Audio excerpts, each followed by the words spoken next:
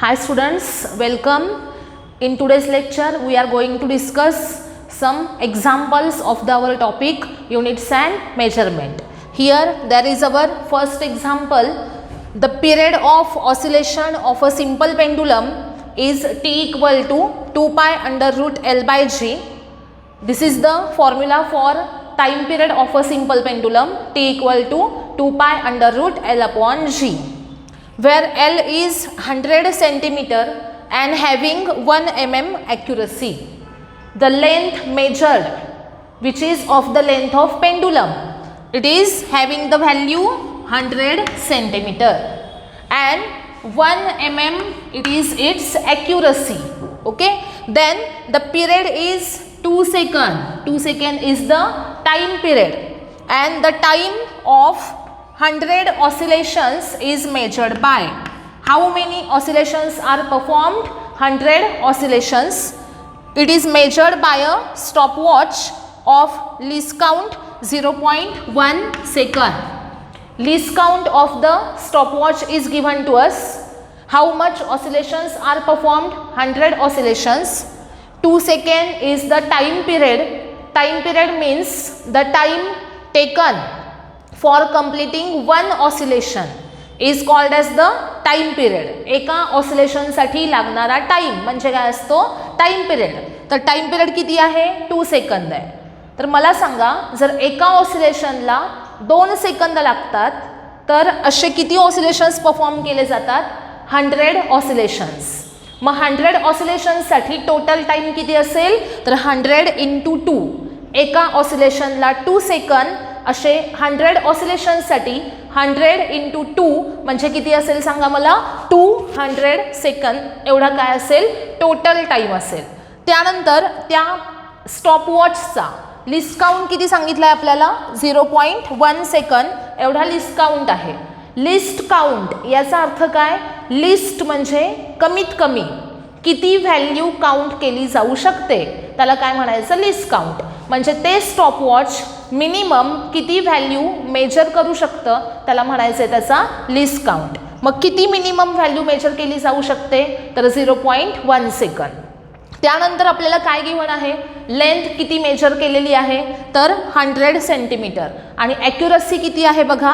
1 mm एवढी accuracy आहे. आता सगळ्यांनी व्यवस्थित लक्षात घ्यायचं आहे. पहिल्यांदा आपण गिव्हन डेटा लिहून घेऊयात. तर L इक्वल टू किती आहे बघा? 100 सेंटीमीटर आहे. त्यानंतर हे लक्षात ठेवा की जर तुम्हाला लिस्ट काउंट दिला असेल किंवा ॲब्सल्यूट एरर दिलेली असेल किंवा ॲक्युरसी दिलेली असेल तर ती जी क्वांटिटी आहे तिला डेल्टा हा सिम्बॉल यूज केला जाईल. ॲक्युरसी असेल तर डेल्टा, लिस्ट काउंट असेल तरी पण डेल्टा आणि आणखीन काय सांगितलं मी? मीन ॲब्सल्यूट एरर असेल तरी पण ती डेल्टा या सिम्बॉलनीच दाखवली जाईल. म्हणजे इथं गिव्हन आहे L गिव्हन आहे आपल्याला 100 सेंटीमीटर. ॲक्युरसी किती आहे सांगितलं आहे? 1 mm एवढी ॲक्युरसी आहे. आता इथे 100 सेंटीमीटर लेंथ झाली. ॲक्युरसी कशामधली सांगितलेली आहे? लेंथमधली. मग लेंथमध्ये असणारी ॲक्युरसी ही कशी दाखवायची? Delta L. डेल्टा L किती आहे बघा? डेल्टा L 1 mm एवढी डेल्टा L ची व्हॅल्यू आहे. त्यानंतर टाइम पिरियड म्हणजे एका ऑसिलेशनचा टाइम सांगितला आहे. एका ऑसिलेशनचा टाइम हा किती आहे? 2 सेकंद. असे किती ऑसिलेशन्स परफॉर्म झाले? 100 ऑसिलेशन्स परफॉर्म झाले. मग टोटल टाइम किती लागला? तर 100 × 2 म्हणजे किती लागले? 200 सेकंद. म्हणजे टोटल टाइम आपला आहे 200 सेकंद एवढा आहे. आणि लिस्ट काउंट म्हणजे मी आत्ताच सांगितलं की लिस्ट काउंट दिला असेल, ॲब्सल्यूट एरर दिली असेल किंवा ॲक्युरसी दिलेली असेल तरी त्या केसेसमध्ये सिम्बॉल कोणता वापरायचा? डेल्टा. मग लिस्ट काउंट आहे कशामधला आहे? हा टाईममधला लिस्ट काउंट आहे. मग list count in time symbol काय असेल? Delta T. आणि डेल्टा टीची व्हॅल्यू किती आहे? 0.1 सेकंद. 0.1 सेकंद ही व्हॅल्यू कुणाची असेल? डेल्टा टी ची व्हॅल्यू असेल.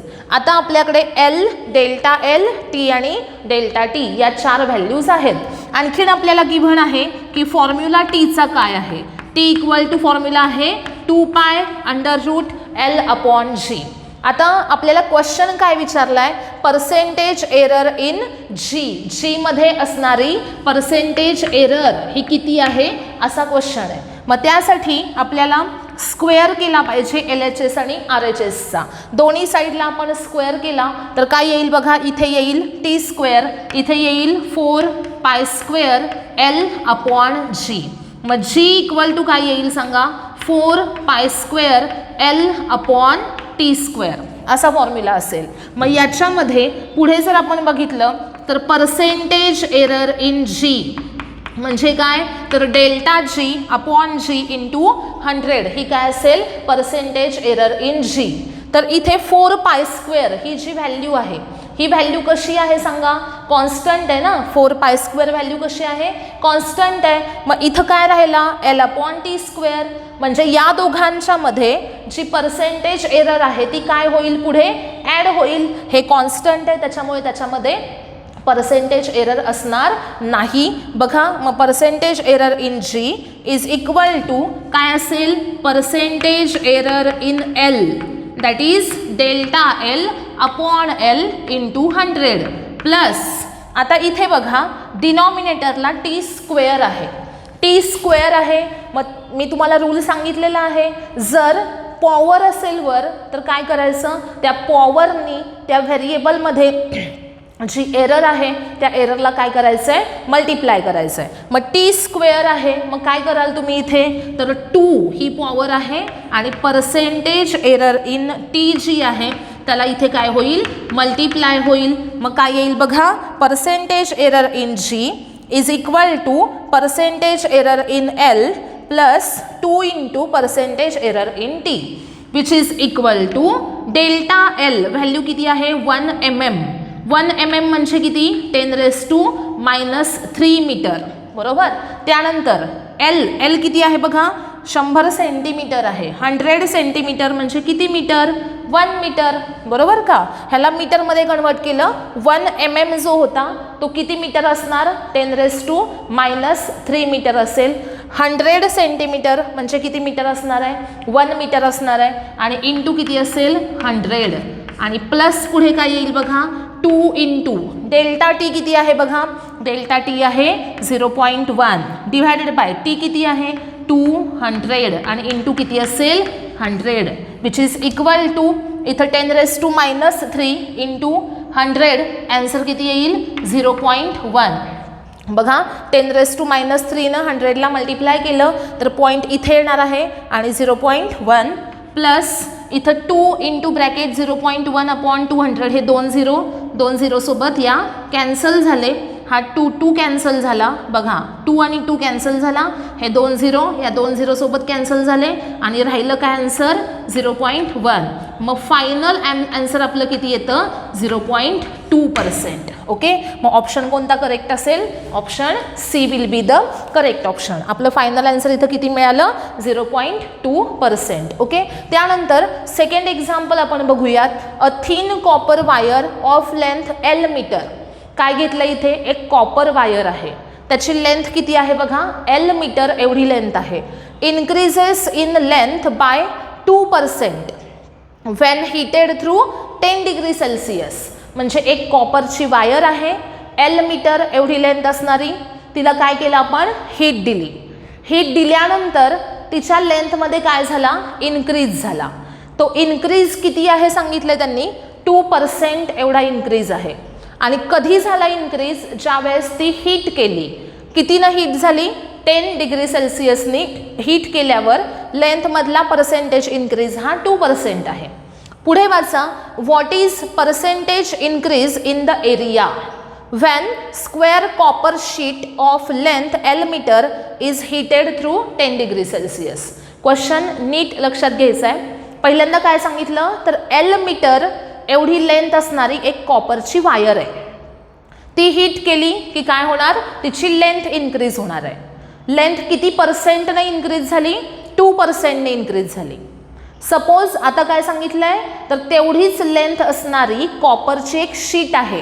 कॉपरची शीट घेतली एक हां आणि तिची लेंथ ही किती आहे प्रत्येक साईड जी आहे त्या शीटची ती किती असणार आहे L मीटर एवढी असणार आहे. म्हणजे पहिल्यांदा होती काय एक वायर होती, किती लेंथची? L मीटरची. त्यानंतर ही दुसरं काय सांगितलं आहे तर L मीटर हे एवढं साईड असणारी एक प्लेट आहे. जर तुम्ही वायर हीट केली तर लेंथ इन्क्रीज होईल, पण जर प्लेट इन्क्रीज केली तर सगळ्या बाजूंनी लेंथ इक्वली इन्क्रीज होणार आणि त्यामुळं काय होणार आहे, सगळ्या बाजूंनी लेंथ काय होणार? इक्वली इन्क्रीज होणार आहे आणि मग काय होणार तर त्या प्लेटचा एरिया इन्क्रीज होणार आहे. बरोबर की नाही? वायर हीट केल्यावर काय होते तर लेंथ इन्क्रीज होते, पण जर त्याच लेंथ एवढी साईड असणारी प्लेट जर तुम्ही हीट केली तर काय होणार आहे? इन्क्रीज, एरिया इन्क्रीज होणार. एरिया काय इन्क्रीज होणार? कारण ही प्रत्येक साईड इन्क्रीज होणार ना इक्वली, मग एरिया इन्क्रीज झाला. मग आपल्याला फाइंड आउट काय करायचं आहे तर त्या एरियामध्ये इन्क्रीज किती झाला. मला सांगा, स्क्वेअर प्लेट आहे, त्याचा एरिया आपण कसा फाइंड आउट करणार तर साईड स्क्वेअर करणार. म्हणजे काय फॉर्म्युला काय असणार? A = L स्क्वेअर असा फॉर्म्युला असेल. म्हणजे एरियामध्ये असणारी एरर डेल्टा A/A इंटू काय असेल 100 विच इज इक्वल टू काय असणार 2 इंटू डेल्टा L/L इंटू 100. म्हणजे ही 2 ची पॉवर आहे ती इथं मल्टिप्लाय होईल कोणाला? पर्सेंटेज एरर इन L ला. आता मला सांगा 2 into bracket percentage error in L दिली आपल्याला किती आहे? Length increases by 2%. किती पर्सेंटने इन्क्रीज झाली आहे लेंथ? 2%नी. म्हणजे पर्सेंटेज इन्क्रीज इन L किती आहे? 2%. मग आन्सर किती आला आपलं? 2 इंटू 2 म्हणजे किती आलं? 4%. ऑप्शन कोणता आला? A option.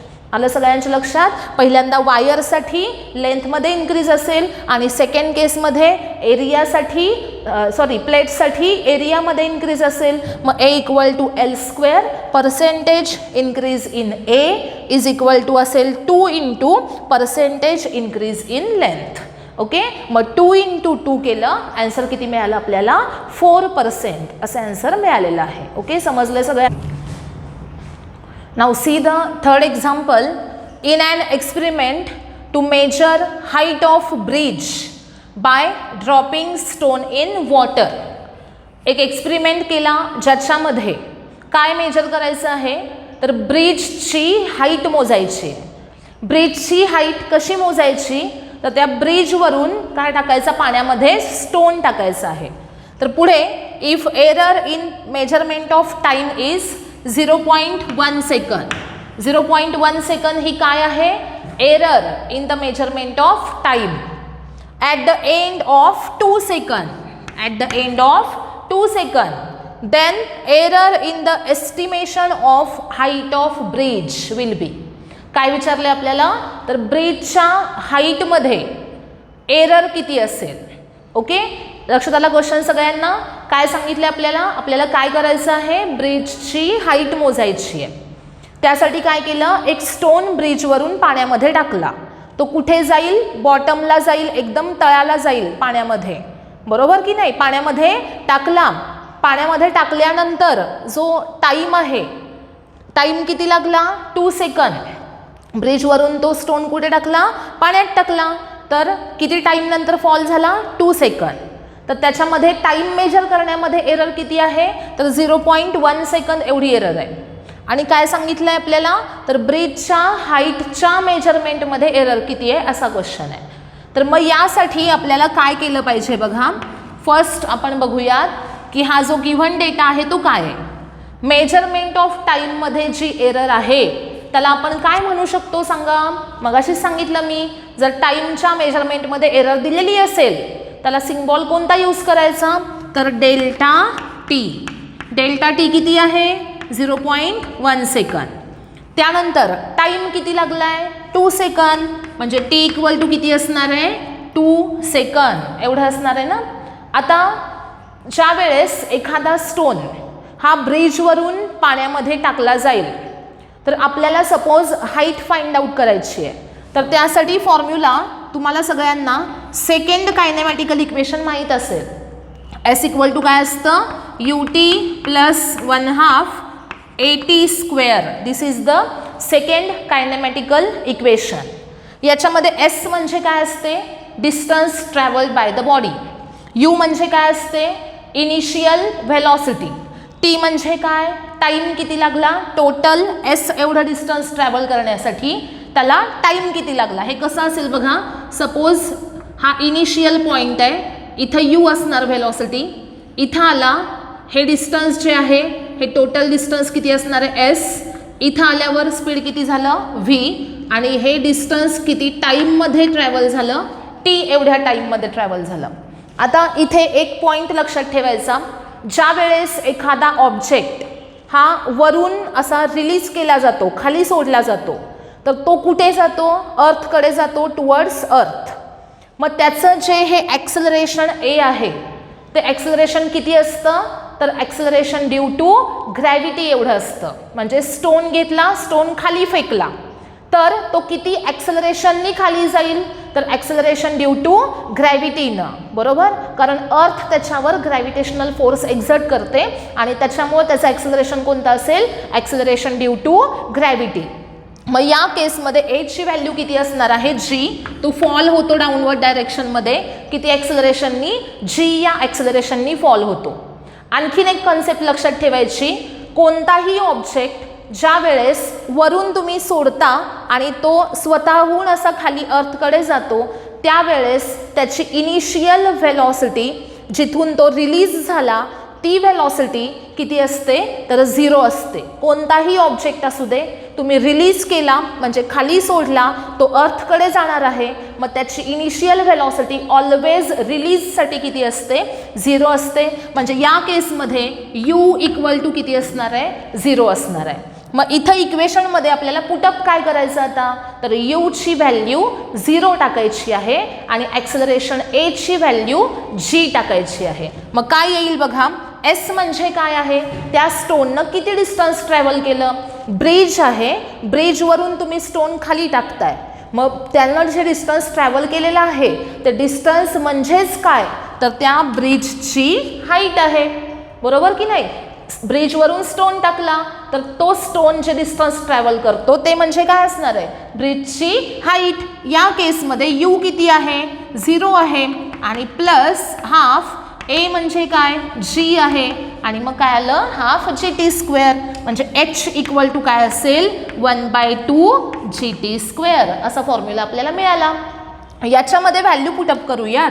H equal to half g t square आहे, मग हाफ इंटू जीची व्हॅल्यू 9.8 आणि इंटू टी स्क्वेअर, टी किती आहे बघा, 2 सेकंद आहे, 2चा स्क्वेअर झाला, इथे किती आला मग 4 आला, which is equal to 9.8 into 2 म्हणजे किती आले, 19.6 मीटर. ही काय झाली, त्याची हाईट झाली.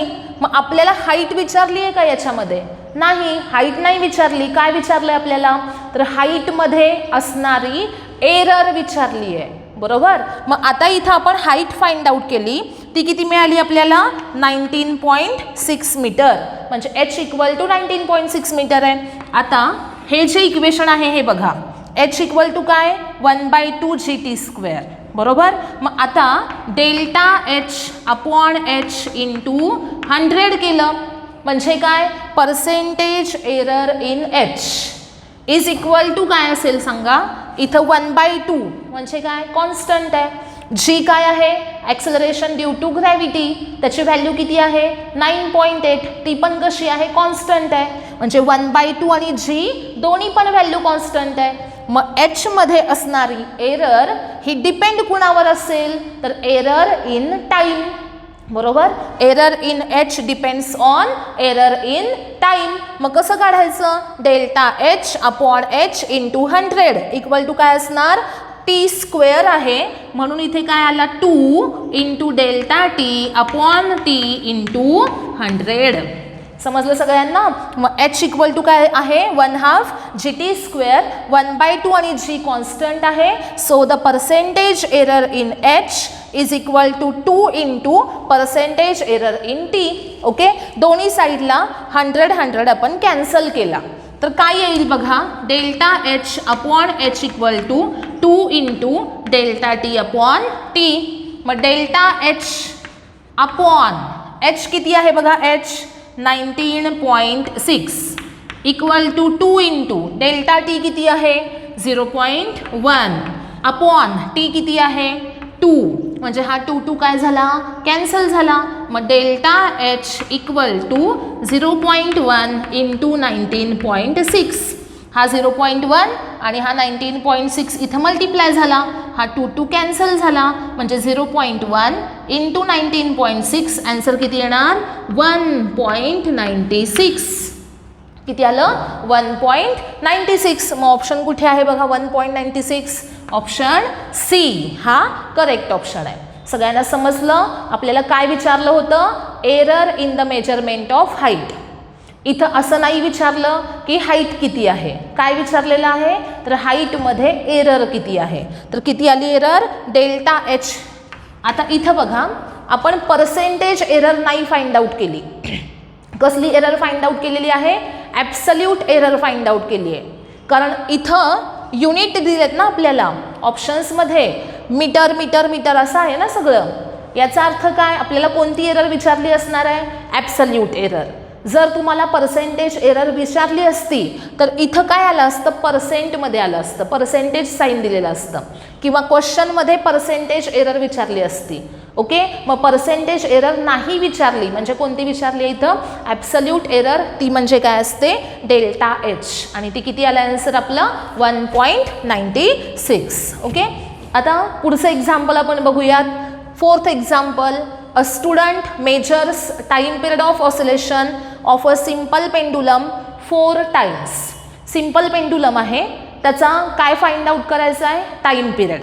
आता सिम्पल पेंडुलम म्हणजे माहिती आहे सगळ्यांना वर सपोर्ट आहे त्याला खाली काय जोडलं एक स्ट्रिंग जोडली त्याला खाली एक स्टोन कनेक्ट केला सपोज किंवा मेटलचा एखादा बॉल आहे आणि तो मेटल बॉल असा इकडे डिस्प्लेस करायचा आणि काय होणार सोडून द्यायचा.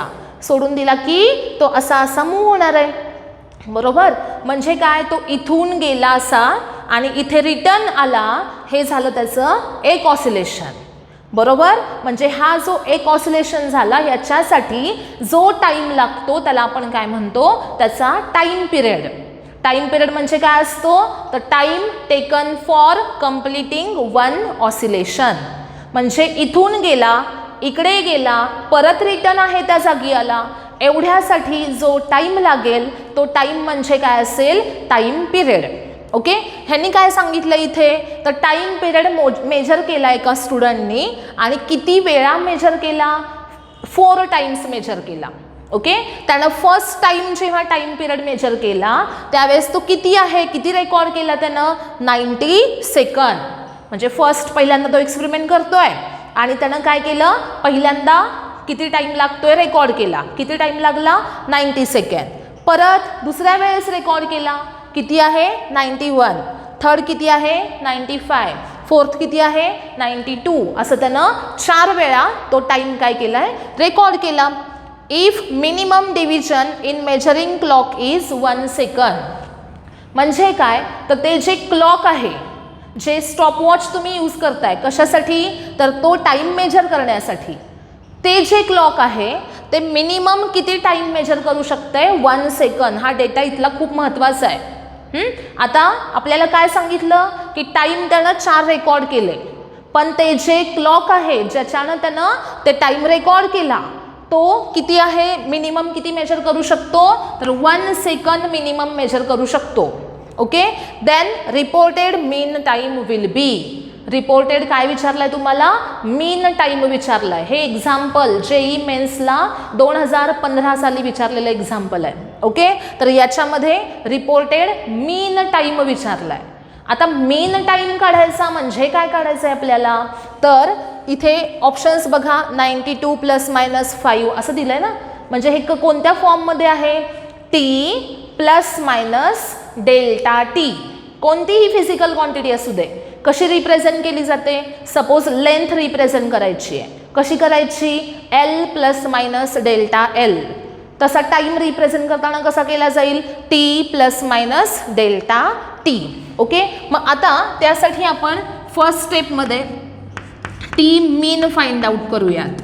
टी मीन कसा काढायचा बघा 90 + 91 + 95 + 92 अपॉन 4. बरोबर का? फर्स्ट स्टेपमध्ये आपण काय करतो, सगळ्यांचा मीन फाइंड आउट करतो. मग टी मीन काढला, ह्या 4 टाईमचा मीन घेतला तर तो अप्रॉक्सिमेटली किती येईल बघा, तुम्ही फाइंड आउट करा. किती येईल आन्सर? 92 सेकंद एवढा काय येणार, टाईम पिरियडचा मीन येणार आहे. आता सपोज आपल्याला डेल्टा टीच्या व्हॅल्यूज पाहिजेत. डेल्टा टीच्या व्हॅल्यूज काय काय असतील बघा. डेल्टा टी किती व्हॅल्यूज असणार सांगा मला. ॲब्सल्यूट एरर ह्या किती असतात, तर जेवढे ऑब्झर्वेशन्स आहेत तेवढ्या काय असतात, ॲब्सल्यूट एरर असतात.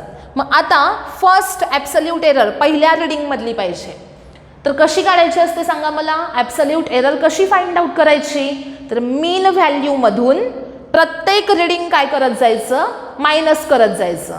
आणि जरी ॲन्सर निगेटिव्ह आलं तरी पण ते कसं घ्यायचं, पॉझिटिव्ह घ्यायचं. आता मीन व्हॅल्यू किती आहे बघा, 92. त्याच्यातनं फर्स्ट व्हॅल्यू मायनस केली तर आन्सर काय येईल, 92 मायनस 90 इक्वल टू 2. त्यानंतर सेकंड व्हॅल्यू बघा 91 आहे. मग 92 मायनस 91 केलं, आन्सर किती आलं, 1. त्यानंतर थर्ड व्हॅल्यू किती आहे, 95. मग 92 मायनस 95 करा, आन्सर किती येणार, -3 असं आन्सर येईल. पण आपल्याला रूल काय सांगतो, ऑलवेज व्हॅल्यू कशी घ्यायची, पॉझिटिव्ह. मग 92 मायनस 95 केलं, आन्सर -3 आलं तरी पण आपण 3 घेणार इथे. ओके. नेक्स्ट व्हॅल्यू बघा 92 आहे. मग 92 मायनस 92 आन्सर किती असेल, 0. मग ह्या काय झाल्या, फर्स्ट, सेकंड, थर्ड आणि फोर्थ अशा 4 ऑब्झर्वेशन्समधल्या 4 ॲब्सल्यूट एरर्स आपण फाइंड आउट केल्या. ओके. आता सपोज आपल्याला डेल्टा टी मीन काढायचा आहे.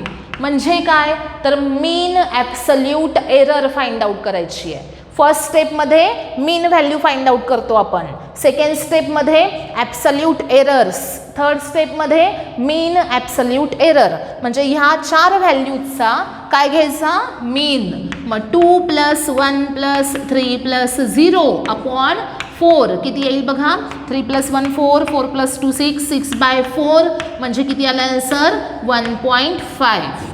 बघा टी मीन किती आहे, 92 आणि डेल्टा टी मीन किती आहे, 1.5. आणि मग व्हॅल्यू कशी लिहिली जाते टीची, तर T equal to T mean plus minus delta T mean या फॉर्ममध्ये ते रिप्रेझेंट केलं जाईल.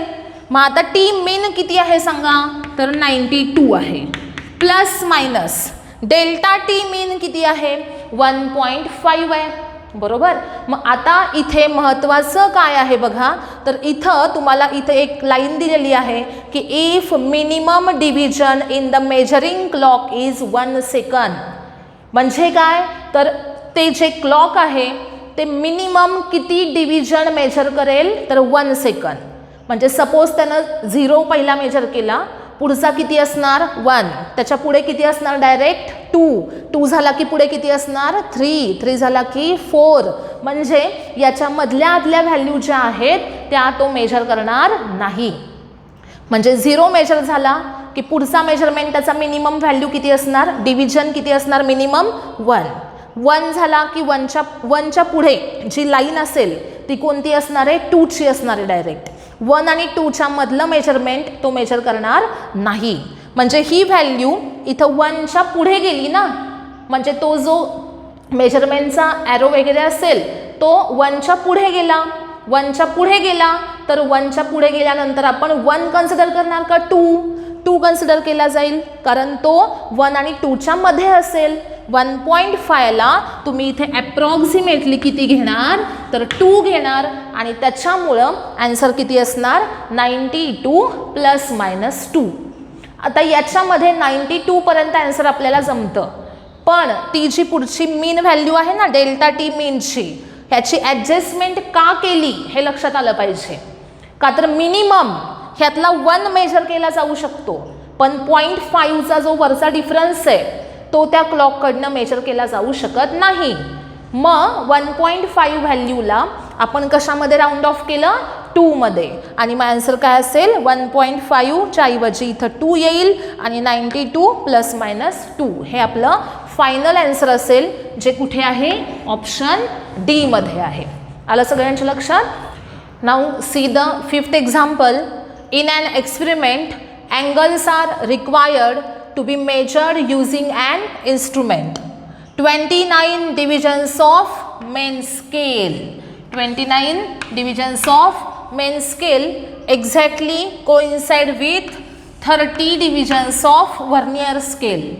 If smallest division of main scale is 0.5 degree, then least count of the instrument will be.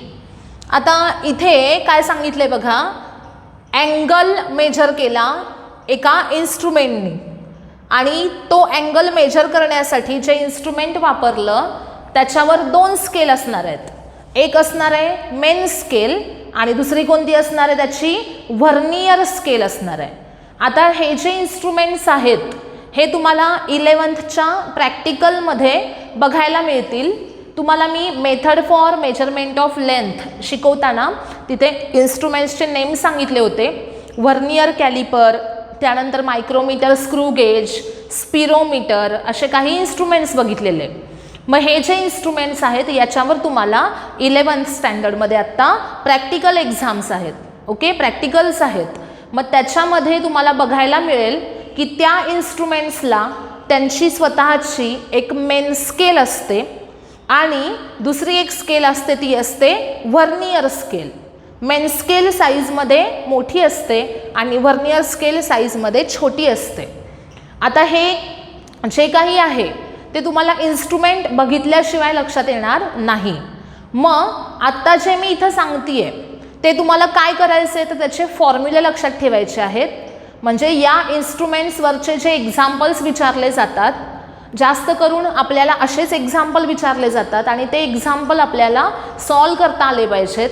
आत्ता जरी तुम्हाला ते इन्स्ट्रुमेंट्स माहीत नसतील तरी पण तुम्ही काय करायचं आहे, आत्ता जे मी इथं तुम्हाला सांगतेय फॉर्म्युले ते लक्षात ठेवायचे आहेत आणि त्याच्यावरून एक्झाम्पल सॉल्व करायचे.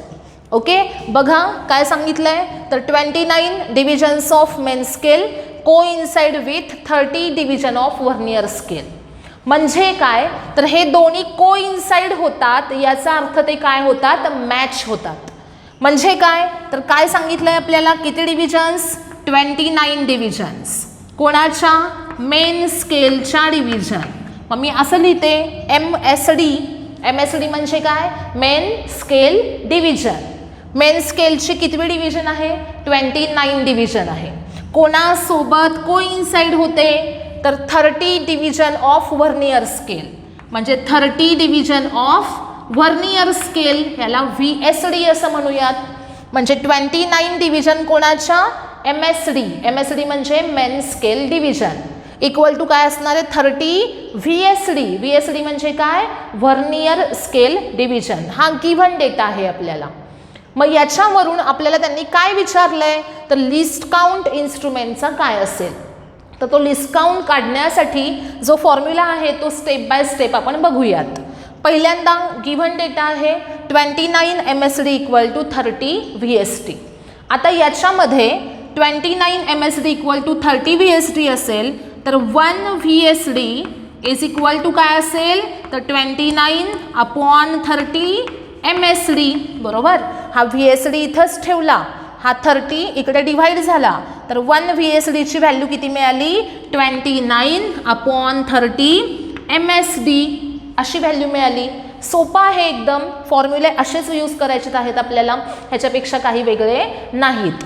आता फाइंड आउट काय करायचं आहे आपल्याला, लिस्ट काउंट. लिस्ट काउंट कसा फाइंड आउट करायचा तर 1 MSD मायनस 1 VSD असा त्याचा फॉर्म्युला असेल.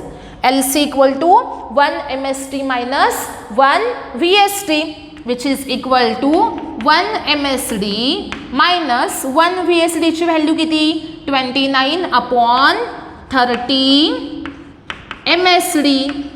आता हे जर सॉल्व केलं तर किती येईल, इथं 1 MSD आहे मायनस 29 अपॉन 30 MSD आहे. तर इथे 30 इंटू 1 30 आला, 30 मायनस 29 1 आला, मग 1 अपॉन 30 MSD असं आन्सर मिळालं. कोणाचं, LCचं. इथं लक्षात काय ठेवायचा, लिस्ट काउंट काढण्यासाठी फॉर्म्युला काय आहे तो लक्षात ठेवायचा. लिस्ट काउंटचा फॉर्म्युला काय असतो 1 MSD मायनस 1 VSD. ओके, म्हणजे 1 main scale division minus 1 vernier scale division या दोघांच्यातला डिफरन्स म्हणजे काय असणार लिस्ट काउंट असणार. मग 1 MSD मायनस ही व्हॅल्यू इथं पुटअप केली, आन्सर किती आलं 1/30 MSD. आता इथं क्वेश्चनमध्ये if the smallest division of main scale is 0.5 degree, main स्केलची स्मॉलेस्ट डिव्हिजन हे किती डिग्रीची आहे सांगितलंय. किती आहे 0.5 डिग्री आहे. स्मॉलेस्ट डिव्हिजन म्हणजे काय तर मेन स्केलच्या एका डिव्हिजनची व्हॅल्यू काय रिप्रेझेंट करेल स्मॉलेस्ट डिव्हिजन. म्हणजे 1 MSD म्हणजे मेन स्केल डिव्हिजन 1 कितीची आहे 0.5 डिग्रीची आहे. हे आपल्याला गिव्हन आहे. म्हणजे हे जे गिव्हन आहे याच्यासोबतच अजून काय गिव्हन आहे तर 1 MSD इक्वल टू 0.5 डिग्री हा डेटा इथं आपल्याला गिव्हन आहे. बरोबर, एका मेन स्केल डिव्हिजनची व्हॅल्यू किती आहे 0.5 डिग्री. ती व्हॅल्यू सपोज आपण इथं MSDच्या जागी पुटअप केली तर काय येईल बघूयात 1/30 इंटू 1 MSDची व्हॅल्यू किती 0.5 आणि हे कशामध्ये आहे डिग्रीमध्ये. मग 0.5 म्हणजेच किती 1/2 म्हणजे जर इथं तुम्ही 1/2 टाकला तर आन्सर किती येईल बघा 1/60 डिग्री. बघा हा 0.5 म्हणजे 1/2 मग 2 इंटू 30 किती झाला 60 मग 1/60 डिग्री. ऑप्शन आहे का बघा याच्यामध्ये नाही 1/60 डिग्री असा ऑप्शनच नाही आहे. याचा अर्थ काय तर हे किती आहे तर 1 मिनिट आहे. म्हणजे 1/60 डिग्री हे किती मिनिटं असतात 1 मिनिट.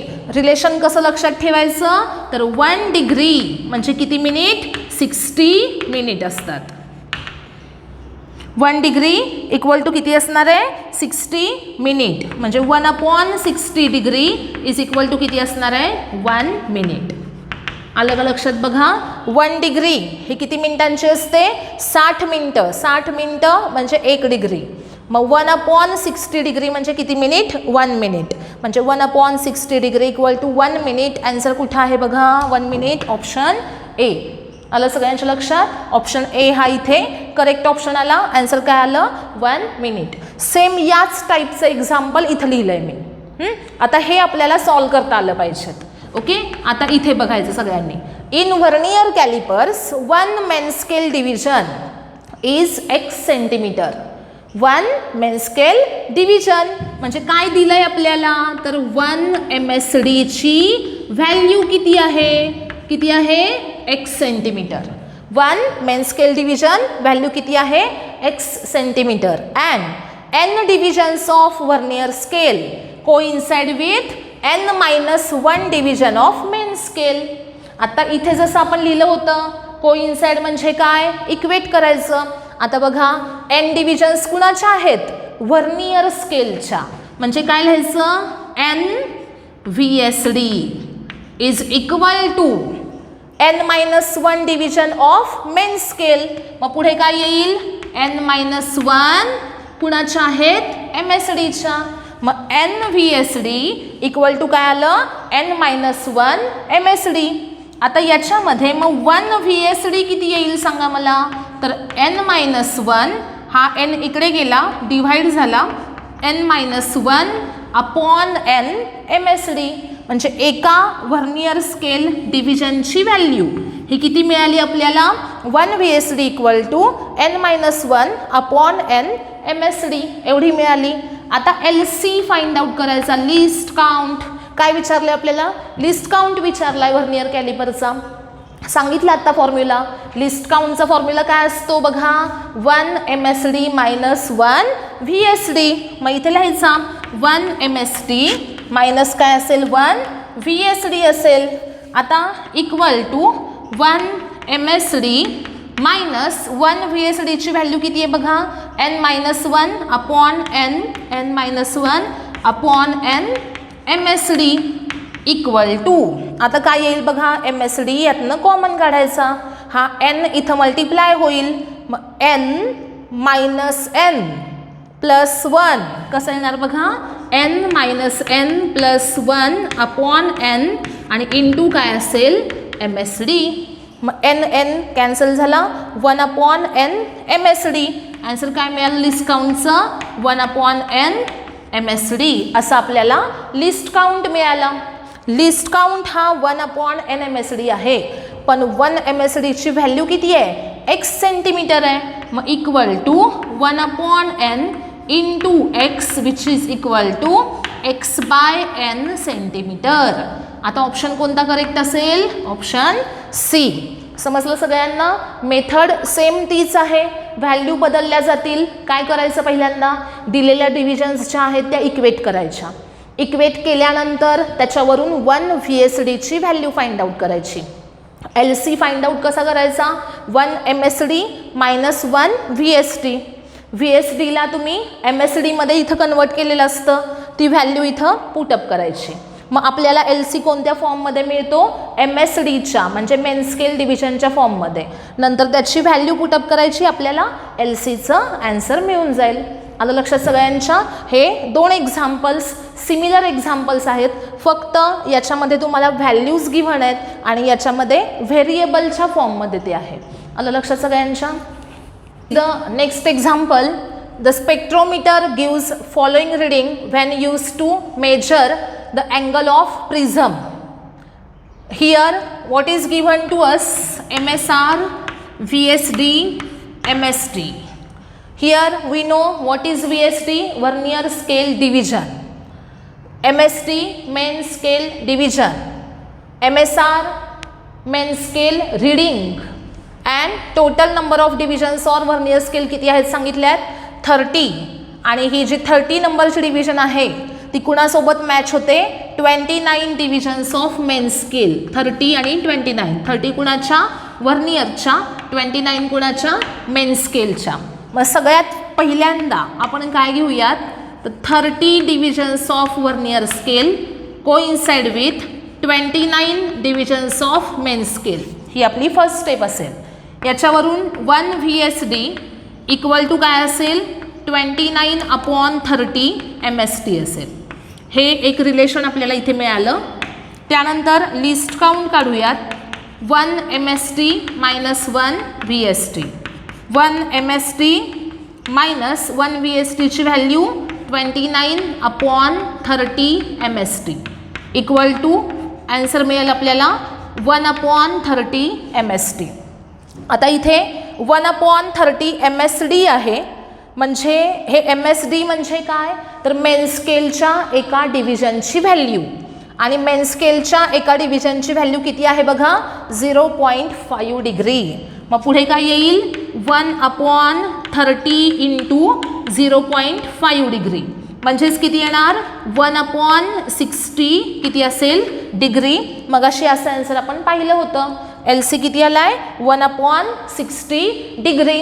पण या क्वेश्चनमध्ये आपल्याला LC विचारलेला नाही. हे एक्झाम्पल सुद्धा JEE मेन्स 2017 साली विचारलेलं एक्झाम्पल आहे, 2017ला. तर एक्झाम्पलमध्ये LC विचारला नाही. LC न विचारता इथे काय विचारलंय? Angle of prism. प्रिझमचा अँगल विचारलाय, म्हणजे आपल्याला फायनल रीडिंग किती आहे असा क्वेश्चन आहे. मग फर्स्ट स्टेप पहिल्यांदा आपण 1 VSD ची व्हॅल्यू फाइंड आउट केली. सेकंड स्टेपमध्ये आपण LC किती येतोय तो फाइंड आउट केला. LC किती आला? 1/60 डिग्री एवढा LC आला. आणि आता आपण म्हणूयात की फायनल रीडिंग म्हणजेच काय? त्याचा अँगल जो आहे प्रिझमचा थीटा म्हणूया आपण त्याला. कसं काढायचं? तर MSR म्हणजे main scale reading plus LC into VSD असा त्याचा फॉर्म्युला. हे लक्षात ठेवा की ज्या वेळेस आपण फायनल आन्सर फाइंड आउट करतो त्यावेळेस काय करायचं? मेन स्केल रीडिंग तुमचं किती आहे ते घ्यायचं, प्लस काय करायचं? व्हर्नियर स्केलची कोणती डिव्हिजन तुम्हाला कोइन्सिडंट दिलेली आहे ती घ्यायची आणि इनटू काय करायचं? त्याला LC न मल्टिप्लाय करायचं. त्यासाठी फर्स्ट आपल्याला LC फाइंड आउट करावा लागतो. LC फाइंड आउट करण्यासाठी पहिल्यांदा एका VSD ची व्हॅल्यू काढायची, ती या LCच्या फॉर्म्युल्यामध्ये पुटअप करायची. LC फाइंड आउट केला की फायनल रीडिंगचा फॉर्म्युला काय असणार आहे बघा? Main scale reading plus LC into VSD. आता इथे मेन लक्षात काय ठेवायचं आहे? मी इथे MSR घेतलंय, MSD घेतलं नाही. इथं आपण MSDची व्हॅल्यू टाकतो. MSD म्हणजे काय? Main scale division smallest value किती आहे, एका मेन स्केल डिव्हिजनची व्हॅल्यू किती आहे ती इथे आपण पुटअप करतो. पण इथं जे घेतोय आपण ते मेन स्केल रीडिंग घेतो, म्हणजे मेन स्केलवर जे रीडिंग आलेलं आहे ते म्हणजे काय? MSR.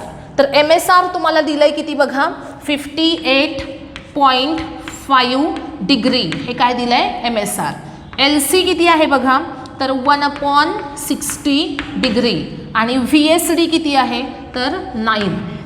मग काय येईल बघा, 58.5 plus 9/60 which is equal to 58.5 plus इथे काय येईल बघा, 3/20 येईल which is equal to 58.5 plus 0.15. Okay, असं असेल. आणि ॲडिशन केल्यावर 58.65 डिग्री असा आन्सर मिळेल. म्हणजे ऑप्शन कोणता करेक्ट असेल? C. आलं लक्षात? मेन फॉर्म्युले काय? पहिल्यांदा VSDचा फॉर्म्युला क्रिएट करायचा MSDच्या फॉर्ममध्ये. LCचा फॉर्म्युला लक्षात ठेवायचा, LC equal to 1 MSD minus 1 VSD. LC find out करायचा. फायनल रिडिंगचा हा फॉर्म्युला लक्षात ठेवायचा आहे, MSR plus LC into VSD. आणि इथं घेताना मेन स्केलचं रीडिंग घ्यायचं आणि LCमध्ये टाकताना इथे MSD म्हणजे एका मेन स्केल डिव्हिजनची व्हॅल्यू पुटअप करायची. ओके, आता लास्ट एक्झाम्पल बघा. y equal to A cos omega t minus KX असं इक्वेशन आपल्याला गिव्हन आहे आणि त्याच्यामध्ये डायमेन्शन्स ऑफ K विचारलेले आहेत आपल्याला. Kचे डायमेन्शन्स काय असतील असा क्वेश्चन आहे. बघा, y इक्वल टू इक्वेशन आहे A cos omega t minus KX, हे इक्वेशन आहे. याच्यामध्ये कॉसच्या पुढे इथं जे ब्रॅकेट आहे ते काय रिप्रेझेंट करेल? कॉसच्या पुढं काय असतो? थिटा, बरोबर. म्हणजे काय असतो तो? अँगल असतो, बरोबर. आणि अँगल ही क्वांटिटी कशी आहे? डायमेन्शन लेस. त्याला डायमेन्शन्स असतात का? नाही. म्हणजे या कॉसच्या पुढे काय आहे बघा, ओमेगा टी मायनस KX आहे आणि हा काय आहे तर अँगल आहे, बरोबर. म्हणजे ओमेगा टी मायनस KX हा थिटा आहे म्हणजे अँगल आहे आणि it should be dimension less quantity. Angle always कसा असतो तर डायमेन्शन लेस आहे, बरोबर. म्हणजे याला डायमेन्शन्स नसले पाहिजेत. मग काय केलं पाहिजे तर हा जो ओमेगा टी आहे याच्यामध्ये हा टी आहे सपोज, तर ओमेगा हा किती असला पाहिजे तर 1/T असा असला पाहिजे.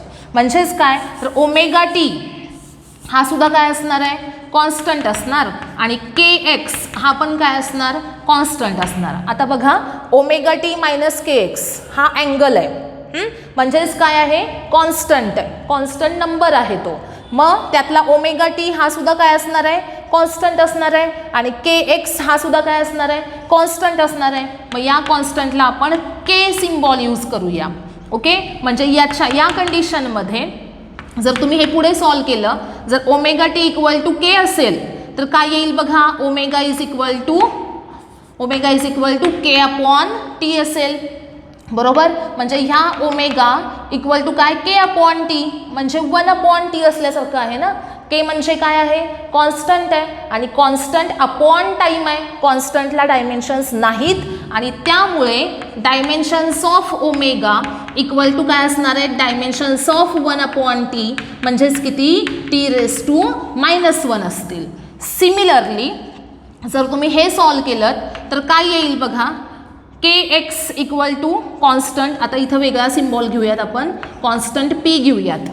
KX इक्वल टू कॉन्स्टंट आहे म्हणजेच काय आहे तो? सपोज P आहे. हां, याच्यामध्ये KX इक्वल टू P असेल तर आपल्याला डायमेन्शन्स कुणाचे विचारलेत? Kचे. मग K इक्वल टू काय असणार आहे तर P/X. बघा, KX इक्वल टू P असेल तर K इक्वल टू काय असणार आहे? P/X असणार आहे. यातला P कसा आहे? कॉन्स्टंट आहे. याचा अर्थ काय तर Kचे डायमेन्शन्स कुणासारखे असतील? 1/X सारखे असतील. Dimensions of K equal to काय असणार? Dimensions of 1/X. कारण पी कसं आहे, कॉन्स्टंट आहे. आणि 1/x म्हणजे काय, एक्स म्हणजे काय सांगा मला, डिस्प्लेसमेंट असतं आणि टी म्हणजे काय असतो, टाईम असतो. म्हणजे एक्स सपोज डिस्प्लेसमेंट असेल तर 1/xचं डायमेन्शन काय असणार, L⁻⁻1. बरोबर का. 1 डिस्टन्स आहे, मग डिस्टन्स रेस टू काय आला, -1 आणि डिस्टन्स कशामध्ये मोजलं जाईल, L मध्ये. मग L⁻⁻1 हे डायमेन्शन कुणाचं असेल, डायमेन्शन्स ऑफ के. आता ह्यात क्वेश्चन काय विचारलंय बघा, dimensions of K विचारलेत. Keche dimensions काय असतील बघा, आन्सर काय आलंय आपलं, L⁻⁻1. ऑप्शन कुठे आहे, option C, L⁻⁻1 m0 t0 असं त्याचं आन्सर असेल. आता हे जे दाखवले मी इथे डायमेन्शन्स ऑफ, याच क्वेश्चनमध्ये जर तुम्हाला डायमेन्शन्स ऑफ ओमेगा विचारले तर ते काय असतील, T⁻⁻1. समजलं सगळ्यांना. आजच्या लेक्चरमध्ये आपण काही एक्झाम्पल्स घेतलेली आहेत JEE नीटचे, युनिट्स अँड मेजरमेंट या टॉपिकवर. ओके, आता जवळपास आपण सगळ्या टाईप्सचे एक्झाम्पल कव्हर केलेले आहेत. तुम्ही एक्स्ट्रा एक्झाम्पल्स आणखीन सॉल्व करू शकता. तुमच्याकडे जे कोणते रेफरन्स बुक्स आहेत त्याच्यामधून या टॉपिकवरचे न्यूमरिकल सॉल्व करा आणि जे काही डाऊट असतील ते तुम्ही विचारू शकता.